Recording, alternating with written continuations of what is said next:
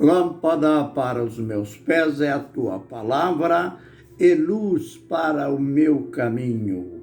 Salmo 119, verso 105.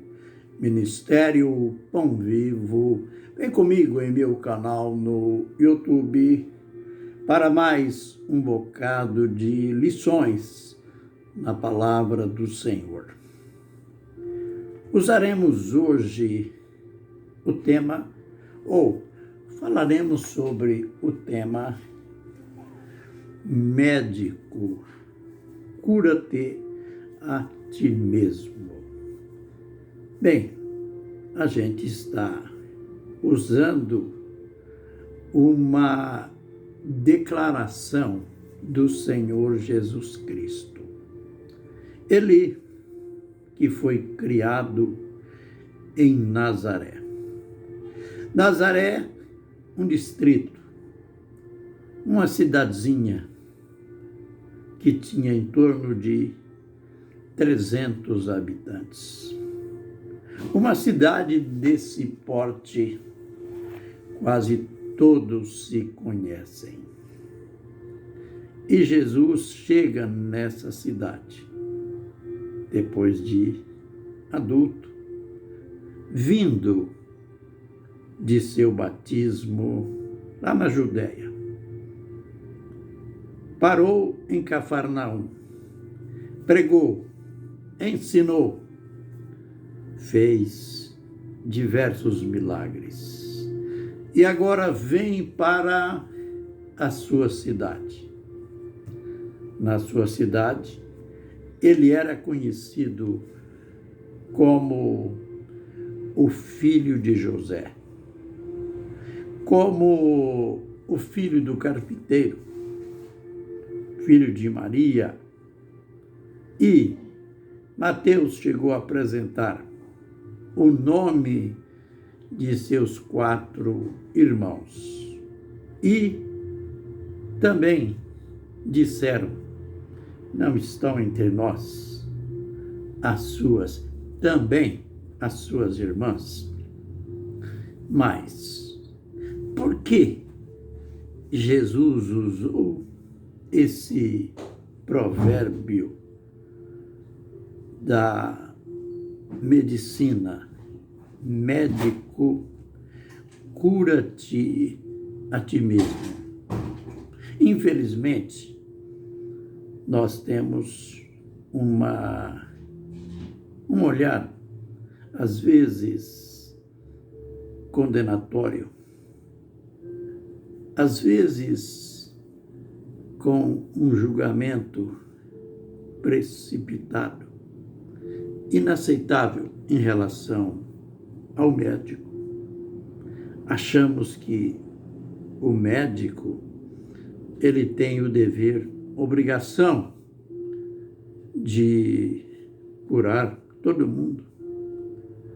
Quando morre um paciente que estava sobre os cuidados médicos, quantos comentários baixos, principalmente em cidade pequena. O profissional é humilhado, depreciado, como se ele fosse o culpado, como se médico tivesse o dom da vida e curasse a todos. E quando sabemos, ouvimos falar também que o doutor fulano, que o médico está doente, ficamos admirados. Tudo isso, coisas falsas da nossa mente. O médico não passa de um profissional. Aliás, eu me corrijo. O médico não é apenas um profissional, mas é um profissional missionário. Mas, seguindo a nossa corrente de pensamento, ele é humano, como todos nós.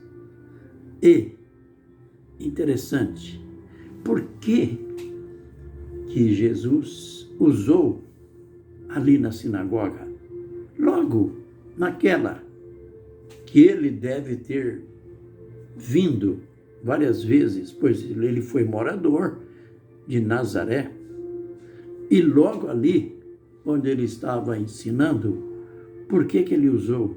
Por que ele usou esse provérbio? Médico, cura-te a ti mesmo. Sabem, Jesus tinha lido o profeta Isaías, aquela parte lá do capítulo 61, que fala justamente sobre ele. E quando ele leu, ele assumiu aquela palavra, aquela escritura. Ele disse no final da leitura: hoje se cumpriu essa escritura. Aí, logo em seguida, porque essa palavra que ele disse, ele estava chamando a si a responsabilidade. E, na linguagem, no pensamento do povo, ele tinha que dar prova daquilo que ele estava falando. Isto é, ele teria que fazer alguma coisa. Aliás, fazer milagres, fazer sinais e maravilhas diante do povo. E eles não tinham visto nada ainda. E ele estava dizendo: hoje se cumpriu esta escritura. Isto é, se cumpriu em mim. Aqui está aquele do qual o profeta Isaías falou. Aí então, ele, que era não só um grande mestre, ele era o próprio Deus na forma humana. Ele viu o julgamento, ou o julgamento deles.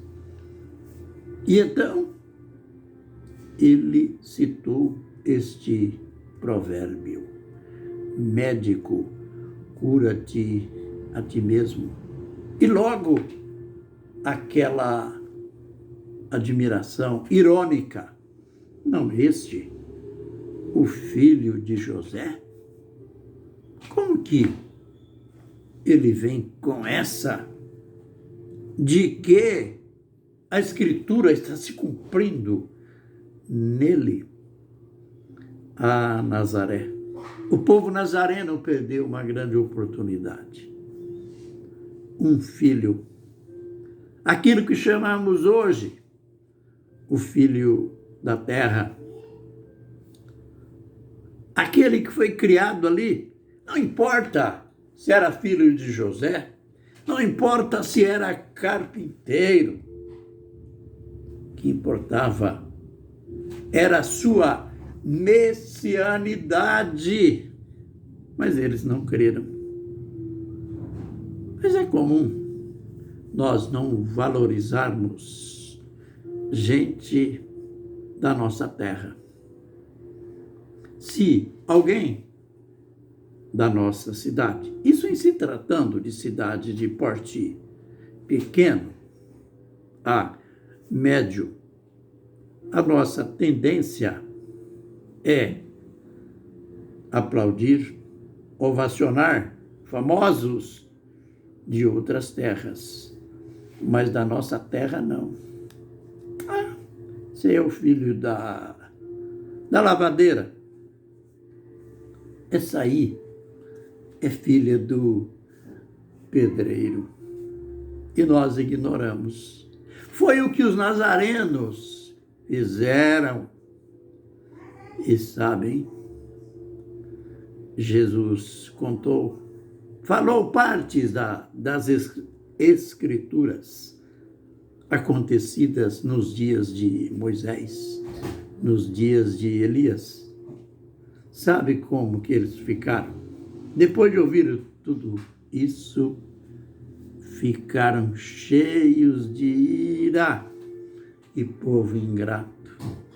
Que povo que não soube valorizar o velho, aliás, o morador antigo dali, aquele, o mais famoso da terra, aquele que não era apenas o filho de José, o filho de Maria, apenas o filho do carpinteiro, mas era o rei dos reis.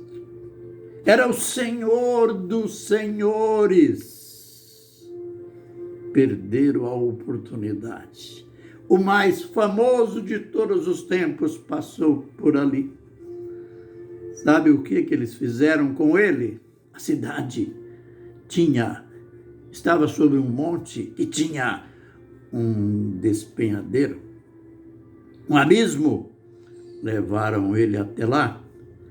Sabem qual que era a finalidade? Empurrá-lo lá embaixo para que ele se despedaçasse.